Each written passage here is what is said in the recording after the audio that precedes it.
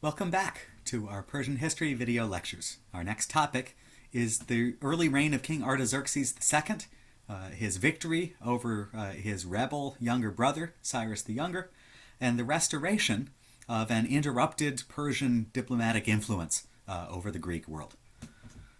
We left off with the end of the Peloponnesian War, in which the Persian Empire played the decisive role, intervening, funding Sparta and its naval victory over Athens, and setting up the Spartans as their chief Greek clients on the northwestern frontier of the Persian Empire. Persia's victory had been dramatic and had not necessitated the presence of any Persian military forces in the Aegean Sea or mainland Greece. But the end of the Peloponnesian War came along with complicating factors in the Persian world. The province of Egypt, a vital satrapy of empire, revolted, and a new rebel leader in the Nile Delta named Artaxerxes would succeed in setting himself up as pharaoh and rejecting and expelling Persian rule. At the same time, the Persians slide into a succession struggle and civil war between two royal brothers. Artaxerxes II, the oldest son of Darius II, and his choice for the new king, and his younger brother, Prince Cyrus the Younger, who had successfully negotiated Sparta's victories and successful Persian funding of Sparta in the war against Athens. Cyrus had returned to the Persian court. He was present there for the victory of, for the succession of Artaxerxes and his coronation in the year 404. But at Artaxerxes' coronation, Cyrus was accused of plotting to assassinate his older brother and seize the throne. And he was temporarily detained and narrowly escaped execution. Allegedly, he was freed through the intervention of their mother, the late king's wife, Parysatis, and Cyrus was allowed to go back to Sardis, where he began preparing for an armed rebellion against the king. Now here again, we lack internal Persian sources, but at least we have a useful narrative by a participant in the subsequent events. The Greek author Xenophon of Athens was one of the mercenary soldiers who came to work for Prince Cyrus in his bid for power. Several decades later, after a life of adventure and exile, Xenophon would write a memoir of these events called the Anabasis, or the March Up Country. And in Book 1 of Xenophon's Anabasis, he describes Cyrus's campaign and the ultimate failure of the rebels. But he goes on to describe the escape of the Greek mercenaries who worked for Cyrus and their march back to the Greek world. We also have some other sources that give us useful counterpoints against Xenophon's narrative, which is clearly biased in Cyrus's favor. Diodorus of Sicily preserves some lost Greek historical material describing events from a more court-based Persian perspective, certainly saying a little more about what's going on Artaxerxes' side. Ctesias, the Greek doctor who wrote a Persica about his experiences and the scandals of the Persian court, was present in Persia at this time. The fragments of Ctesias give us some more information about things that are supposedly going on Artaxerxes' side. And finally, we have Plutarch's Life of Artaxerxes, the only biography of a Persian written by this famous Greek biographer during the Roman Empire in the 1st century CE. It uses Xenophon, Ctesias, as well as a number of other lost sources, and gives a portrayal of Artaxerxes' reign that focuses disproportionately on Cyrus's rebellion and the initial years of the reign. So we've got a lot of information. We actually have Greek sources that we can compare with one another on the war between the royal brothers. They tend to tilt towards Cyrus in their sympathies.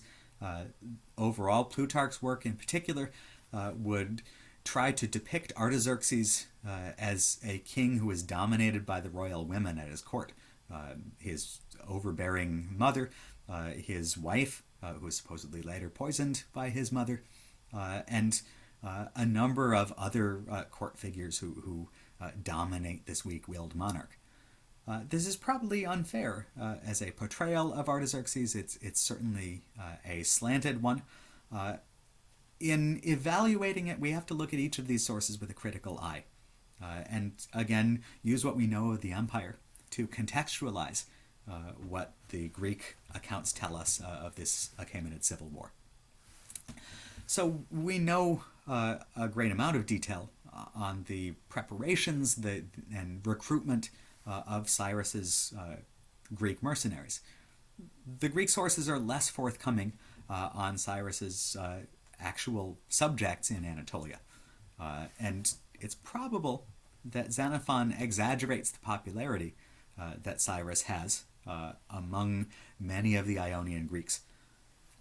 Certainly a problem that Cyrus faced as he bid for the kingship of the entire empire is how to win over Achaemenid nobles who have every reason to assume that King Artaxerxes will triumph with his superior resources and territory. Cyrus builds a rebel army that includes 13,000 Greek mercenary soldiers and probably a few tens of thousands of other Persian subjects. But he's going to face the military resources of the center and eastern half of the empire. He can maybe hope to take advantage of the rebellion of Egypt. It's possible that there are some Persian forces being deployed towards Egypt to respond to that crisis that might not be present to defend against Cyrus. But even in Anatolia itself, Cyrus faces other Persian administrators who may be lower ranking than him, but who retain their loyalty to the king. The foremost of these is Tissaphernes, whom Cyrus had supplanted as the Persian administrator at Sardis during the Peloponnesian War. Pharnabazus, further north, may be sitting the fence, playing both sides, possibly allowing soldiers to move through his territories and use his sections of the royal road to reinforce the rebel, but also refraining from outright support for Cyrus himself, and maybe even sending messages of support to the king. So for Cyrus to gain greater trust, greater support among the Persian nobility, he has to prove that he can win. He has to show that despite his limited control of imperial territory, despite his relatively small forces, he is going to be able to overcome the larger resources of the empire. Xenophon distills the strategic problem very clearly in a key passage in Book 1 of his histories. He has Cyrus recognize the idea that the empire's greatest strength, but perhaps also a weakness, could be its vast size. And Cyrus's strategy to overcome the Persian Empire depends on an awareness of its size and on the recognition of the need for speed. Cyrus has to move into the central provinces of the Persian Empire with great enough speed to prevent the concentration of military resources from all across the empire. And when he begins his invasion of his brother's empire in the year 401, Cyrus marches east from Sardis. His goal is to capture the city of Babylon, the Persian Empire's greatest urban center, but also a central location where Cyrus can try to have greater control, greater communications with the various surrounding provinces. If he can capture Babylon, this puts him in a position to strike at the imperial heartland in Iran. And it also challenges Artaxerxes' ability to bring together forces from all over the empire and defend its center. So the rebellion of 401 would be a fight for Babylonia between the pretender prince and his older brother, the king. If the rebels can move quickly enough to Babylon, they hope that they can get there in time to limit the numbers the king brings against them. Artaxerxes is calling on forces from as far away as the Indian frontier. Hopefully they won't all make it to the battle zone on time. But as Xenophon suggests, while this strategy is carefully thought out, it fails. Some of the Persian forces do not make it to the center of the empire in time for the decisive battle. But according to Xenophon's account, King Artaxerxes still shows up at the battlefield with a massive numerical advantage. Artaxerxes concentrates his army at Babylon. He's able to move and confront Cyrus west of Babylon at a town called Cunaxa on the Euphrates River near the modern-day Iraqi city of Fallujah. At the Battle of Cunaxa, Xenophon follows a Greek tradition of exaggerating Persian numbers. He suggests that the Persian army that actually concentrates there outnumbers the rebels 7.5 to 1. Even accounting for exaggeration, it seems that there is a dramatic advantage on the royal side. Xenophon portrays Cyrus in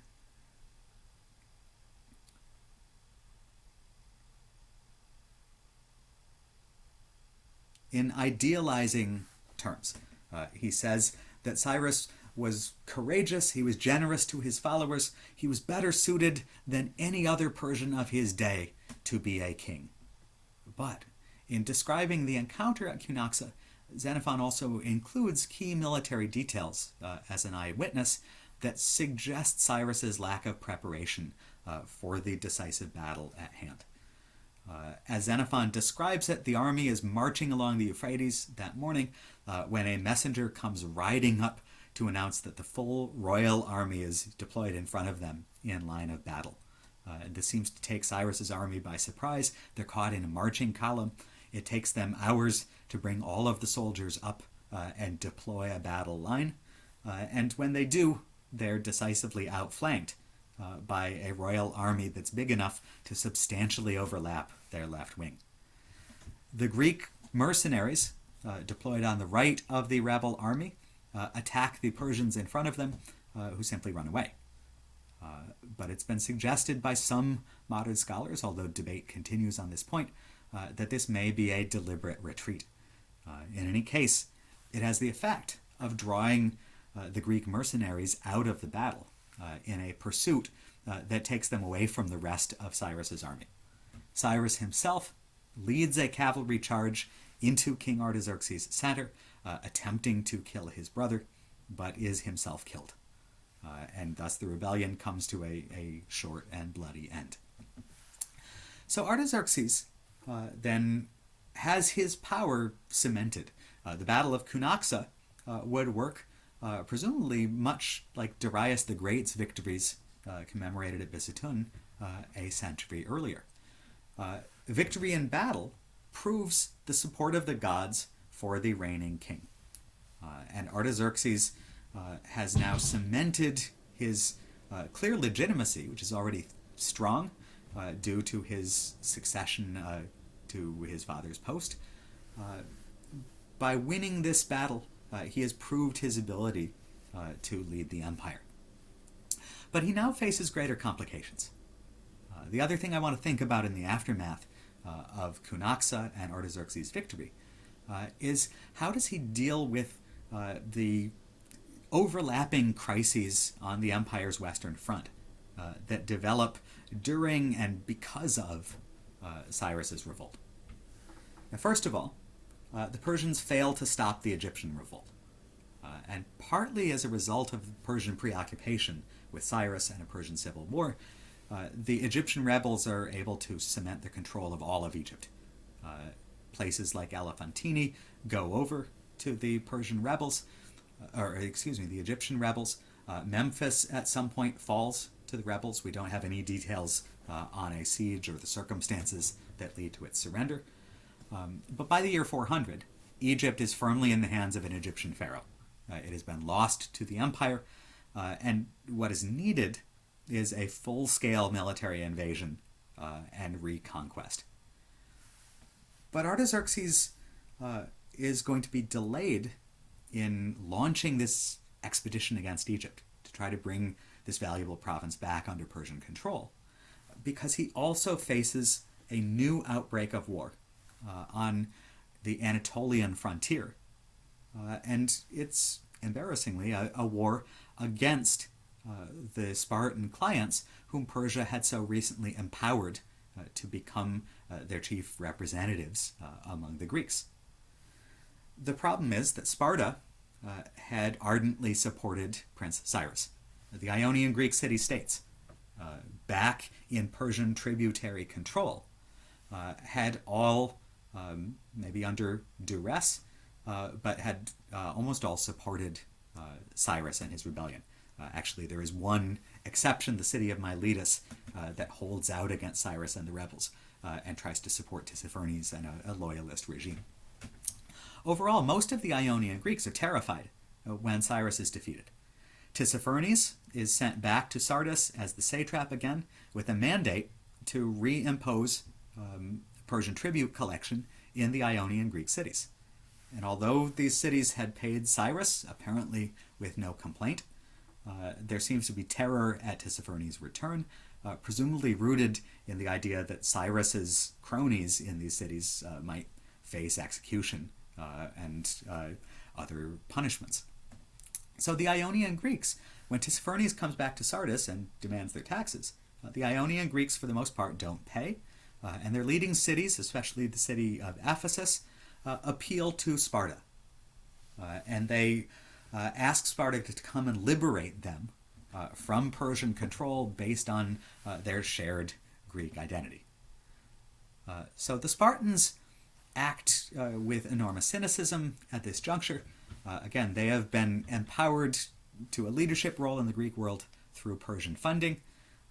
They had sworn loyalty to the idea that the Ionian Greeks belonged to Persia, but now they proclaim that they are going to liberate the Ionian Greeks from what they call barbarian control.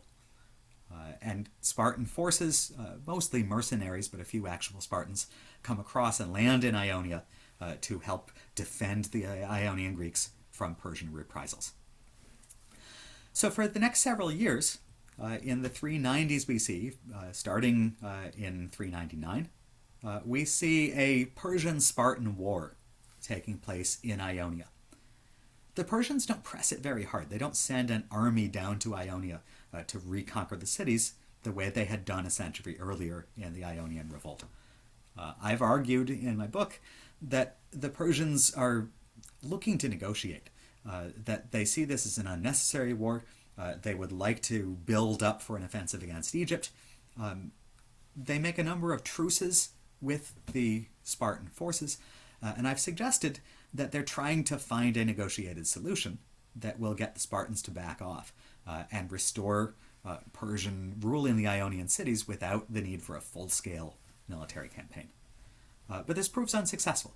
By 396, the Spartans are increasing their number of forces in Ionia, and they actually send one of Sparta's kings, King Agesilaus of Sparta, to bring these reinforcements and launch an offensive inland into Persia's Anatolian satrapies. The subsequent fighting is distinguished by a few characteristics. First of all, the Spartans are effective in battle at close range. They manage to draw Tissaphernes into a fight through careful tactical planning, and they defeat the Persians in a head-on fight. Tissaphernes, embarrassed by these events, is then killed by other Persian officials, according to the sources, at the orders of King Artaxerxes II, although one recent article argues that it's more of an assassination by Tissaphernes' political rivals. However, the Spartans, they can win battles, but they can't capture cities. They lack effective siege techniques, and they lack funding. Their victory in the Peloponnesian War had depended on Persian financial aid, and that's not there anymore, as the Spartans bite the hand that feeds them. To try to make up for the lack of Persian funding, the Spartans appeal to rebel Egypt for a diplomatic alliance. And it seems that one of the rebel pharaohs in the 390s is willing to send at least naval aid to the Spartan cause. In the meantime, the Spartan king Agesilaus makes war primarily by devastating Persian landholdings, by burning estates and farms, abducting slaves, doing damage to physical Persian property that he can reach in the countryside, while the Persians watch in frustration from fortresses like Sardis that the Spartans can't break into. Having ravaged Tissaphernes' territories, the Spartans march further north. They do the same thing to Pharnabazus' territories near Daskylium. But the Persians at this point adapt, and they find an effective combination of naval power and diplomacy that overcomes this Spartan challenge. Now, first of all, the Persians send naval forces into the Aegean Sea to confront the Spartan fleet. The Spartan fleet is now weakened.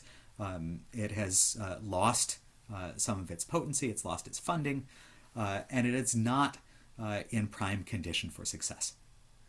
The Persian navy that comes into the Aegean Sea is led in part by an Athenian exile named Conon, an Athenian general who had fled Athens at the end of the Peloponnesian War and gone into exile in Persian-controlled Cyprus.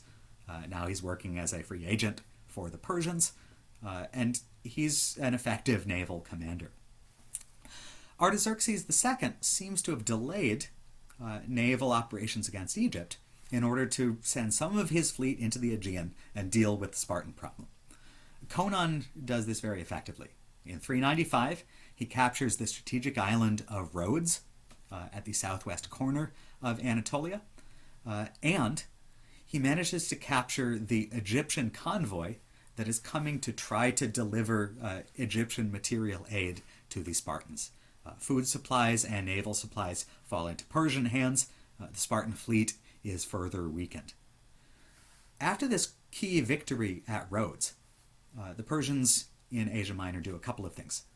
They send ambassadors over to mainland Greece to encourage a growing anti-Spartan movement among other Greek city-states. And the Persians give funding and encouragement to an anti-Spartan coalition made up of the Greek cities of Thebes, Argos, Corinth, and Athens. Together, these Greek cities go to war with Sparta in the summer and fall of 395, sparking what's known as the Corinthian War on the Greek mainland. While that is happening, the Persians are also continuing their naval advances in the Aegean Sea. In the summer of 394, the Persian fleet, now led by Pharnabazus along with the Athenian exile Conon, destroys the Spartan fleet at the Battle of Cnidus in the southern Aegean Sea. This completely sweeps Spartan naval forces out of the Aegean. King Agesilaus of Sparta then evacuates his positions in Anatolia and retreats back to mainland Greece. And at this point, Persia is once again in a position of power and authority over its northwestern frontier. So King Artaxerxes II now has a choice to make. Do we stop the Greek conflict with the reasserting Persian control of Ionia? After Cnidus, all of the Ionian Greek city-states fall back into Persian hands and resume paying their taxes to the Persians. But Artaxerxes doesn't seem willing to let it go just at that. And instead, he makes a gesture of Persian power across the Aegean Sea. He's got this fleet. Before he pivots back to the war against Egypt, he decides to use it to show that Persia's power extends to the Greeks on the far side of the Aegean.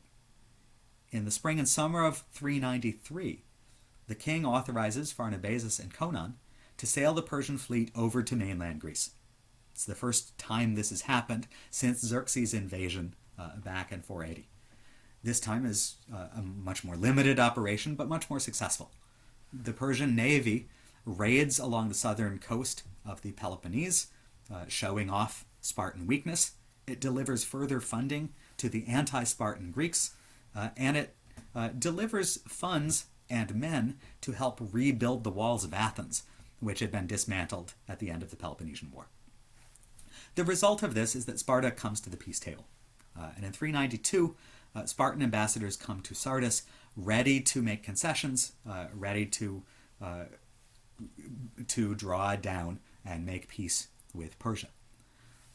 The terms considered in 392 are pretty simple. On the one hand, the Spartans will recognize Persia's ownership of the Ionian Greeks. And on the other hand, they will swear, and they ask that other Greeks swear, to an arrangement where all Greek city-states outside Asia are free and autonomous from one another. That is, Greeks can't force other Greeks into empires. And Persia stands as the guarantor for this. Unfortunately, the talks then fell through, and the war lasted for several more years due to some Persian diplomatic blundering on the ground at Sardis. Tiribazus, the new Persian official at Sardis, left the Athenians out of the talks, offending them, then belatedly allowed them to come into the talks, but offended them further by arresting Conon, the Athenian turned Persian admiral and Athenian hero. The result of this is that Athens ends up balking against Persian authority, refusing to agree to the terms, and actually itself trying to fight the Persians at several local places in Ionia for several years. There's a lot of diplomatic confusion that follows, but ultimately, by 388, the Greek sides are exhausted, and Sparta once again is willing to make a peace concession. In 387, the Spartans and Athenians both agree to terms dictated by King Artaxerxes II.